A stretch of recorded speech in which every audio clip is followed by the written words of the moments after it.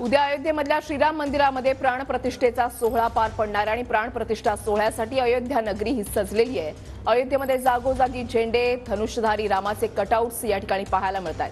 तयारी ही आता अंतिम टप्प्यात आलेली आहे आणि देशाच्या कानाकोपऱ्यातूनच नव्हे तर जगाच्या पाठीवरून रामभक्त अयोध्या नगरीमध्ये पोहोचायला सुरुवात झालेली आहे। उद्याचा हा सोहळा जो आहे तो याची देही याची डोळा पाहण्याची आतुरता ही सर्वांनाच आहे।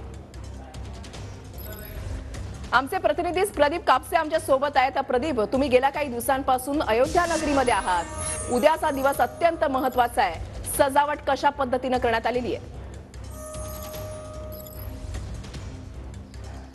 ऋषीला अगदी बरोबर आहे। संपूर्ण अयोध्येमध्ये उत्साह पाहायला मिळतोय। मात्र सध्या मी नवीन मंदिराच्या परिसरामध्ये आहे। आपण सध्या पाहतोय की नवीन मंदिराला आकर्षक अशी फुलांची सजावट जी आहे ती करण्यात आलेली आहे। हे संपूर्ण मंदिर जे आहे ते आकर्षक अशा फुलांनी सजवण्यात आलेलं आहे।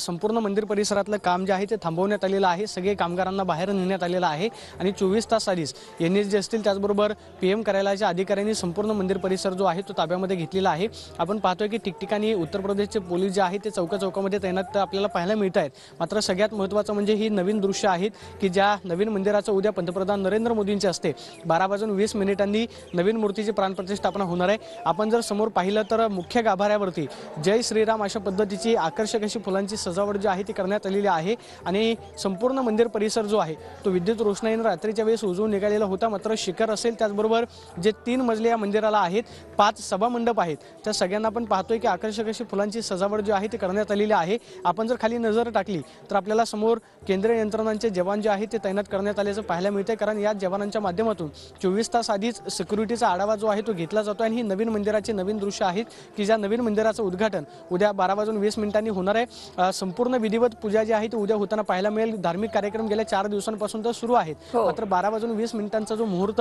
गणेश शास्त्री द्राविड यांनी निवडलेला होता त्यावेळेस 12:20 नवीन मूर्तीवरती अक्षता ज्या आहेत त्या पडल्या जातील आणि त्यानंतर प्राणप्रतिष्ठापनाचा सोहळा जो आहे तो पार पडेल। सगळ्यात महत्त्वाचं म्हणजे जवळपास 121 पुजारी जे आहेत ते उद्याच्या होम हवन त्याचबरोबर सगळ्या कार्यक्रमामध्ये सहभाग घेतील। विधिवत कार्यक्रम जो आहे तो उद्याच्याला नवीन राम मंदिरामध्ये पाहायला मिळेल। जवळपास 3000 साधू संतांना निमंत्रण देण्यात आलेलं आहे। 4000 इतर क्षेत्रातील सगळे मान्यवर आहेत। 7000 निमंत्रितांना उद्याच्या सोहळ्याचं मंदिर परिसरामध्ये निमंत्रण असणार आहे। मात्र आपण पाहतोय की मंदिर परिसरातले सगळे कामगार हे बाहेर नेण्यात आलेले आहेत आणि नवीन मंदिर आकर्षक अशा फुलांनी सजलेलं आपल्याला पाहायला मिळतंय आणि याच नवीन मंदिरामध्ये उद्या पंतप्रधान नरेंद्र मोदींच्या हस्ते 12:20 नवीन मूर्तींची प्राणप्रतिष्ठापना जी आहे ती होताना पाहायला मिळेल। मात्र सध्या आपण पाहतोय की नवीन मंदिराची हे एक्सक्लुझिव्ह दृश्य आहेत जे आपण TV9 मराठीच्या प्रेक्षकांना दाखवतोय। हेच नवीन मंदिर जे आहे उद्या प्राणप्रतिष्ठापना होईल आणि 23 तारखेपासून सर्वसामान्य भक्तांसाठी दर्शनासाठी खुलं होणार आहे। 23 तारखेपासून सगळ्यांनाच या मंदिरामध्ये दर्शन जे आहे ते भेटणार आहे। मात्र उद्या फक्त निमंत्रितांचं दर्शन होईल आणि 23 तारखेपासून सकाळी हे मंदिर जे आहे ते सर्वसामान्यांसाठी खुलं केलं जाणार आहे। आपण पाहतोय की आकर्षक अशी फुलांची सजावट या नवीन मंदिराला करण्यात आल्याचं पाहायला मिळतंय आणि 12:20 उद्या पंतप्रधान नरेंद्र मोदींच्या हस्ते या नवीन मंदिराचं उद्घाटन जे आहे ते होताना पाहायला मिळेल। संपूर्ण अयोध्या नगरी सजलेली आहे, सगळीकडे उत्साह पाहायला मिळतोय। मात्र आपण पाहतोय की नवीन मंदिर जे आहे ते आकर्षक अशा फुलांनी सजवण्यात आलेलं आहे आणि नवीन मंदिरातले सगळे कामगार बाहेर नेऊन उद्याची सगळी तयारी जी आहे ती मंदिरामध्ये करण्यात येत असल्याचं पाहायला मिळतं। वृषाली, नक्कीच 2.5 एकर परिसरामध्ये उभं राहिलेलं हे भव्य दिव्य रामाचं मंदिर आणि उद्या प्राणप्रतिष्ठापनेनंतर रामाचं दर्शन, रामलल्लाचं दर्शन सर्वसामान्यांना घेता येणार आहे। प्रदीप, तुम्ही असेच आपल्या सोबत राहा।